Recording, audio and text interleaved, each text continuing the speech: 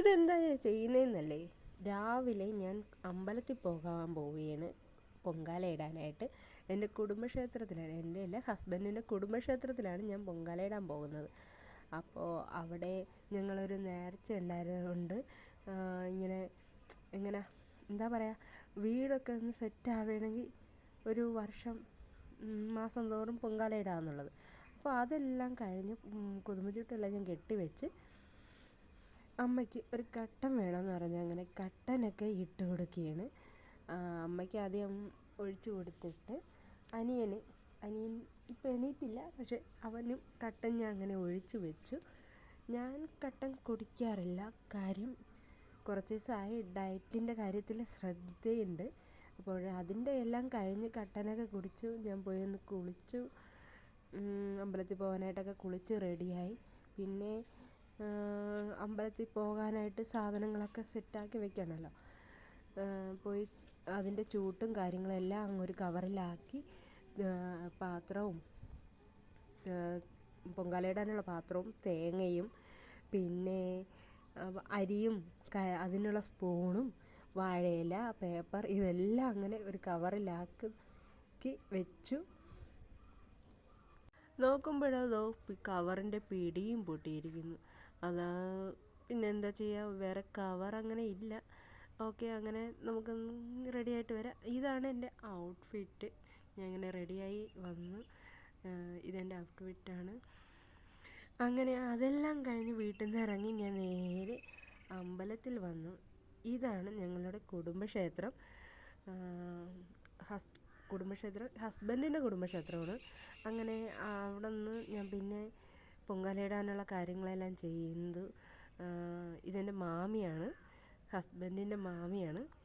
അപ്പോൾ മാമി പരാതിയും അവിടെ കുറേ ചവറ് വാരി അവിടെ മാമ ഇട്ടെന്നും പറഞ്ഞ് കുറേ പരാതിയൊക്കെ ഉണ്ടായിരുന്നു. അങ്ങനെ അടുപ്പെല്ലാം കൂട്ടി ഞാൻ നേരെ വെള്ളം അമ്പലത്തിൻ്റെ അകത്താണ് ഒരു കിണറുള്ളത്. അപ്പോൾ ആ കിണറ്റിൽ നിന്ന് വെള്ളം എടുത്ത് പൊങ്കാലയ്ക്കുള്ള വെള്ളം എടുത്ത് അടുപ്പൊക്കെ സെറ്റായി എല്ലാം വെച്ചപ്പോൾ തന്നെ തിരുമേനി വന്നായിരുന്നു.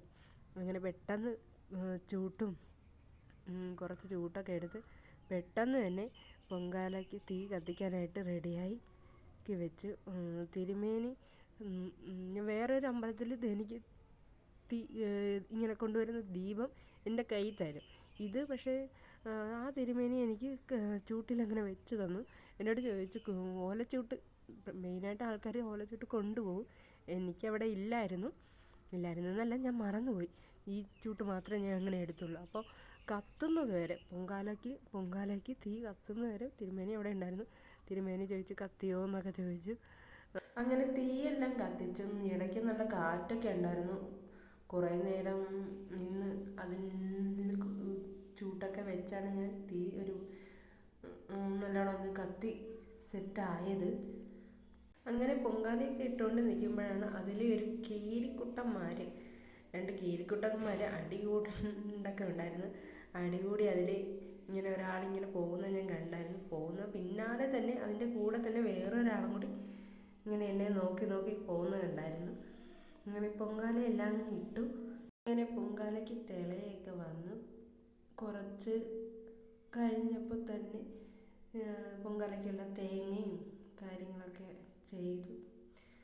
ഞാൻ അങ്ങനെ എല്ലാം പൊങ്കാലയെല്ലാം പെട്ടെന്ന് തന്നെ ഇട്ട് തീർന്നു. അങ്ങനെ തിരുമേനി വന്നു, വെള്ളം കുടഞ്ഞു. അതൊന്നും ഞാൻ വീഡിയോയിൽ എനിക്ക് എടുക്കാൻ പറ്റിയില്ല. അപ്പോൾ അതൊക്കെ കഴിഞ്ഞു. ഞാൻ പൊങ്കാലയൊക്കെ കവറിലാക്കി സെറ്റായി കഴിഞ്ഞു. ഇതാണ് ഞങ്ങളുടെ കുടുംബക്ഷേത്രം. എനിക്ക് അകത്ത് കയറി അങ്ങനെ വീഡിയോ എടുക്കാൻ പറ്റില്ല. അങ്ങനെ അതെല്ലാം കഴിഞ്ഞ് ഞാൻ വീട്ടിലോട്ട് അങ്ങനെ തിരിച്ചു വന്നു. അപ്പോൾ ഇന്നത്തെ